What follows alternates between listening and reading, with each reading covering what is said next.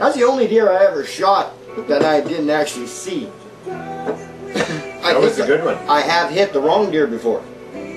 No, the one I want to hear about now, before we run out of tape,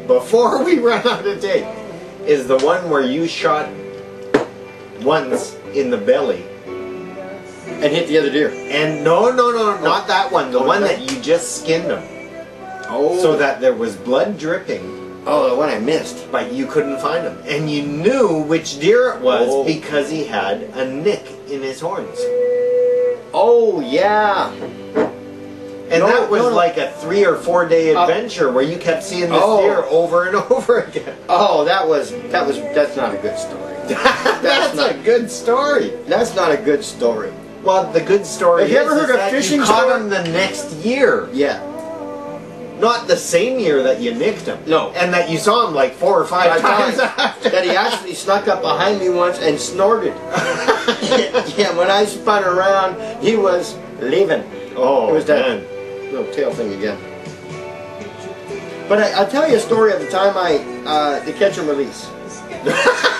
Catch and release. So I'm out looking around. You know, that's hard to believe. I don't believe that you ever saw a deer that was shootable and you let him go.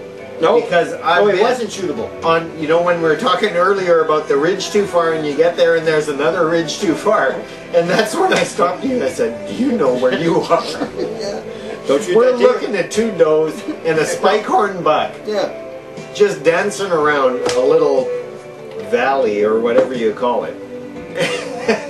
And I'm looking at him, and this is a nice little den scene. And you've got your gun up already. I'm looking at you and you're going like this. My God, he's going to shoot one of these things. Do you have any idea where you are? Like I said before, there's no Indian that was stupid enough to come this far in the bush. Okay, but in all fairness, do you remember the time we're having lunch and the buck was running across the beaver dam and he was only a half a mile away? Oh, yeah. And you know, he was big. And he had horns and I could see him from a half a mile. Wow. Yeah. 800 yards. So I'm thinking I should shoot at him.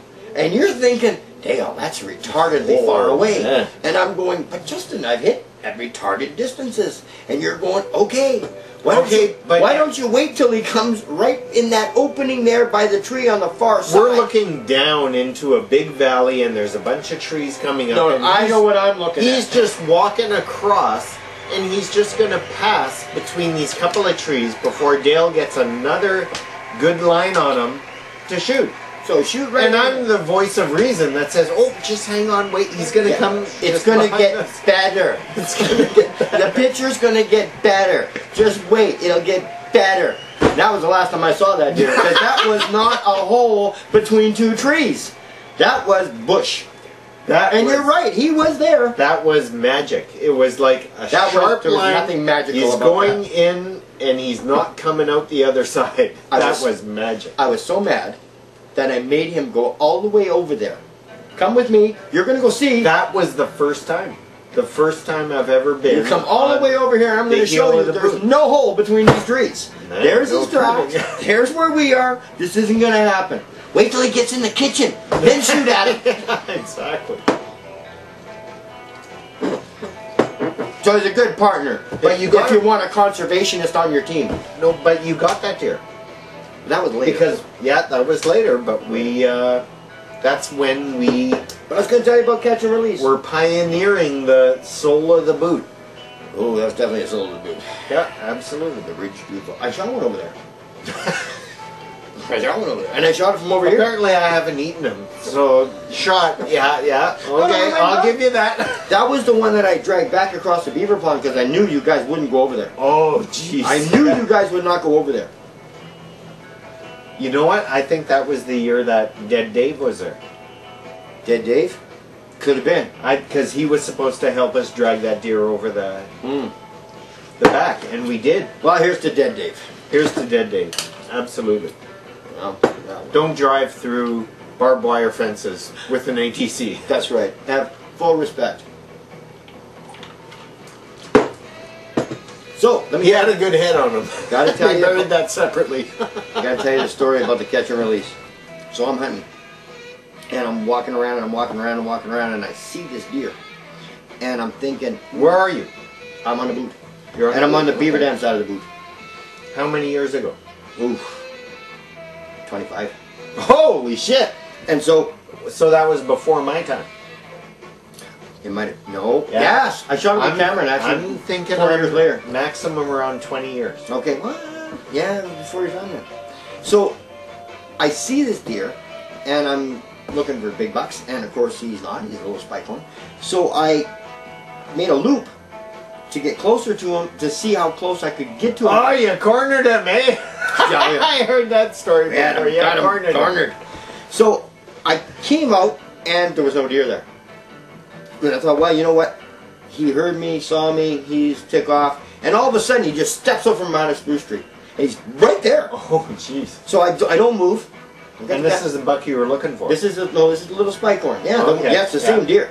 It's just that he'd moved over, and then I moved over, and now I've stepped out. He hasn't. Now he's stepped out. But he doesn't know I'm there. So I'm absolutely still. And I'm not moving a muscle. And he's walking straight towards me. He's got his nose, and he's got his nose down.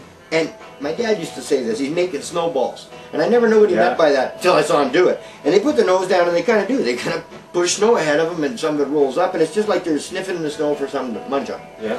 Well, as he's walking towards me, and I'm not moving, he's not catching on to this. And all of a sudden, he sees my boots because he's 15 feet away.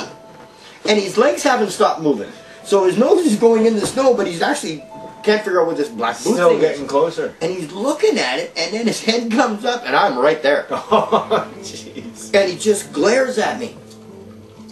And I'm not moving. I refuse to move. And you squint your eyes so they can't see, actually see your eyes, because they see that reflection and 2 eyes facing forward. You don't learn that in school, kids. You learn that from a master. Yeah, it's the predator thing. Yeah, you know? Absolutely.